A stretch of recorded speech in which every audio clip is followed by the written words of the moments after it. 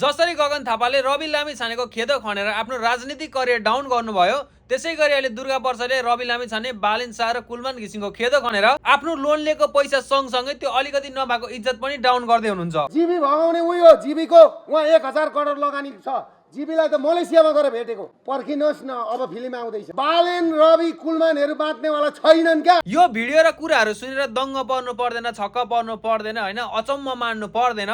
किन भन्दा यहाँ पात्र मात्र चेन्ज भएको हो, तर त्यो हुन्छ नि आरोप त्यही हो र हुन्छ नि पछि हुने त्यही हो। जस्तै अब पहिला गगन थापाले चाहिँ अब हाम्रो रवि दाइले चाहिँ एकदम हैन सबुत छ हेन तेन भनेर चाहिँ एकदम ठुल्ठुलो कुरा गरेर हैन चाहिने नचाहिने पेपरहरू टेबलमा ठटाउनु हुन्थ्यो, तर अहिले उहाँ पत्रकारसँग मुख लुकाएर हिँड्नु परेको छ।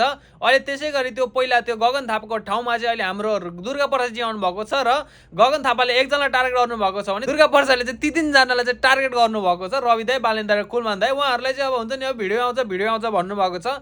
सायद अब उहाँको भिडियो पनि अब गगन थापाको सबु जस्तै होला, आउँछ भन्दा भन्दै पछि पत्रकारबाट मुख लुकाएर हिँड्नु पर्ने।